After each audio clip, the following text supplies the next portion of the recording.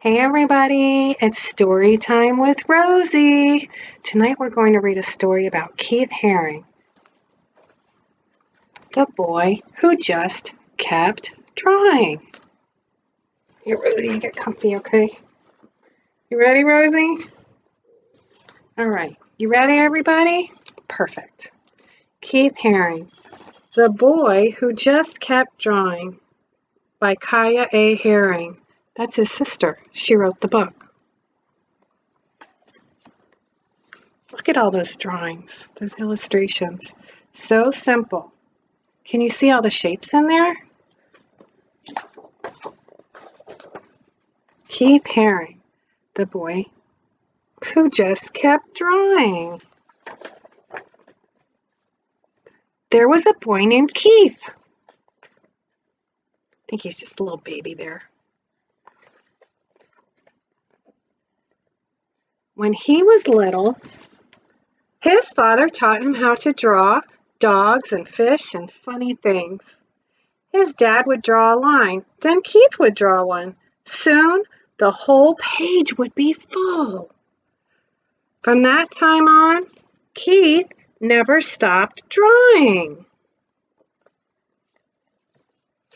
Were you ever in math class and you were writing down numbers, but on the side of your paper you were doodling? Sometimes that helps people concentrate. Did you know that?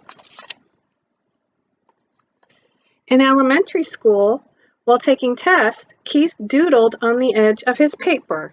Do you think he just heard me say that? Oh my goodness. When he handed in his work, his teacher would ask, "Why did you doodle on this important paper?" Keith didn't answer. He went back to his desk and he just kept drawing. Oh my goodness. Hope his teacher didn't get too angry. Sometimes Keith invited his friends to draw in his backyard clubhouse.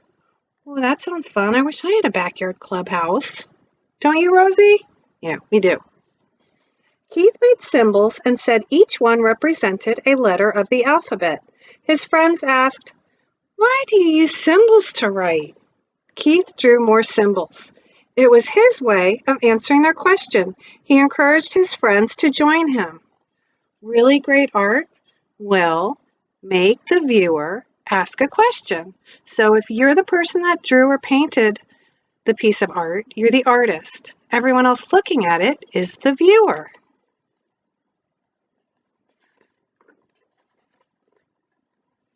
As a teenager, Keith liked to draw in his bedroom with music playing loud. He would draw on every piece of paper he could find. His mother had to yell over the music, "Why can't you turn that music down and go outside to ride your bike?" I guess he just really liked to draw. But Keith had sold his bike, don't do that, to buy art supplies. So he answered, "Look at the cool drawings I did." And he just kept what? You're right, drawing. Oh, I like the elephant. That's pretty cool. I think it's an elephant. I don't know. See, it's making me question. That's awesome. When Keith was in high school, he won first prize for his art. A successful couple from town offered to buy his drawing. Keith said, "No, thank you. If you enjoy my art, you may hang it on your wall. No charge." Keith's sisters were shocked. "Why didn't you take the money?" they asked. Keith shrugged. He just wanted to keep drawing. You guys are so smart. Keith graduated from high school and went to a big city of Pittsburgh to a school that would teach him about art. There were boys on the street trying something new, breakdancing. Okay, Sarasota, circa 1980s and 90s. Remember Break City Crew? Hey, representing. He liked the crazy shapes of their bodies as they turned and flipped on the ground. While the music played loud, Keith started drawing wiggly lines. Can you draw wiggly lines? I thought so. So you can draw like Keith Haring. His teachers asked him, "Why are you drawing pictures that look like scrambled bodies. This is not what we told you to draw. Keith knew how to draw. He just wanted to draw in different ways.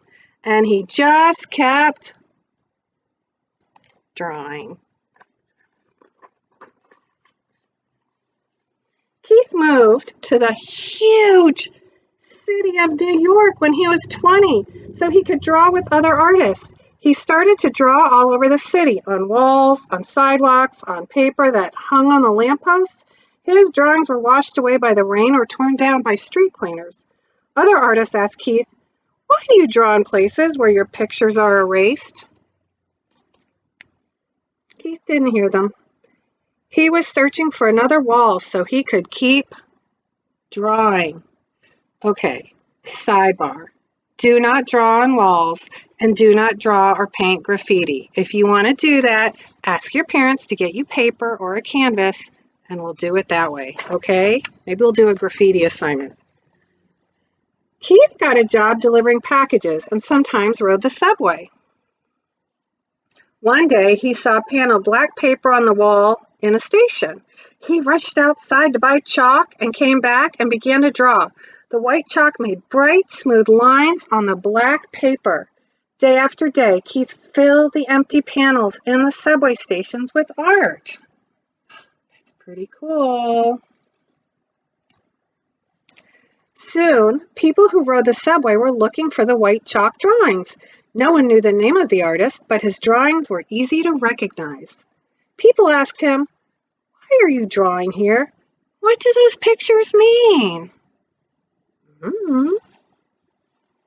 They mean something to him, right? Art's very personal. Where Keith lived, there was trash on the street and people didn't always say hello to each other. One day, he and his friends cleaned up 20 bags of garbage in front of a long wall. Then Keith painted square faces with smiles and body shapes dancing upside down. The neighbors liked the drawings and stopped to say, "Thank you." A policeman came by and lectured Keith. "Why did you do this? I have to give you a ticket." "Because you didn't get permission." Keith paid the fine and he just kept drawing. Some people wanted to see more of Keith's drawings, and he was asked to display his work in an art gallery. Art was hung from floor to ceiling, and in between, he painted on the walls. Keith invited everyone to come and enjoy his work.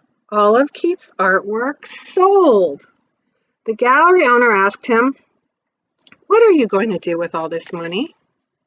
Keith said, "I read in the newspaper that there are kids who don't have enough to eat. I didn't have this money yesterday and I was happy. And if I didn't have it tomorrow, I'd still be happy. All children need to eat. I'll send the money to them." The gallery owner gasped, "Why?" Keith just smiled and he started to draw again. I like him, don't you? He sounds like a good guy. Look at that. That's cool. That was really on a hospital, on a big wall. Now, people were inviting Keith to draw in famous museums and exhibit in galleries all over the world. He was proud that he had become a successful artist, but wherever he went, Keith insisted he paint a mural so everyone could enjoy his work, not just the people who had money.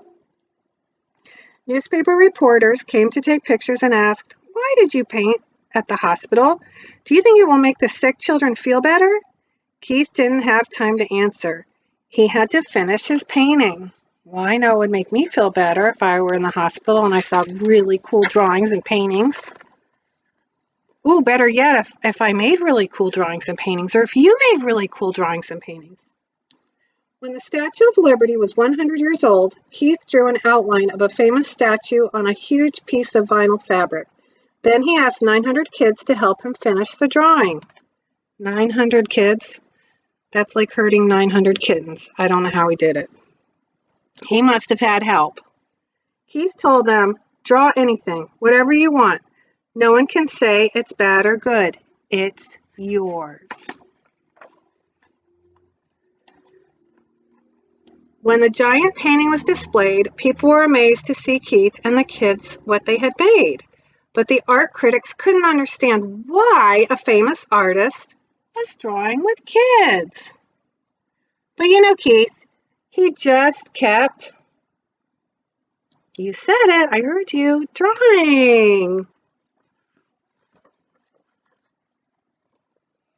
Keith painted all over the world. He would draw on anything, anywhere, anytime. And whenever he went and whatever he did, he would not stop. He just kept drawing. Now everyone wanted to know, and together they shouted, "Why?" Well, we know why, because, we're artists. We get it. Why do you draw all the time? Why do you give your artwork away? Why do you draw on buildings, on people, on clothing, on furniture, on subway walls, on cars, on skateboards, on walls that belong to no one, and on things to be thrown away? Why do you draw on everything? The good thing about being an adult, I can paint on my furniture, and no one says anything because I bought it. It's awesome. He stopped drawing just for a moment and answered, "I draw all the time because there are so many spaces to fill. I give my drawings away to help make the world a better place. I draw everywhere because everyone needs art." Then Keith turned back to the street, took a piece of chalk from his pocket, and he just kept, say it with me, drawing. And then there's just some notes in the back about his family. And here it says, art is for everyone. And it is. Now listen, in art class, we always say there are no mistakes in art. It's just like in life. There are no mistakes, just opportunities to change things around, make little tweaks here and there. So I hope everyone has a great day and a great night and pleasant dreams. And remember, there are no mistakes in art.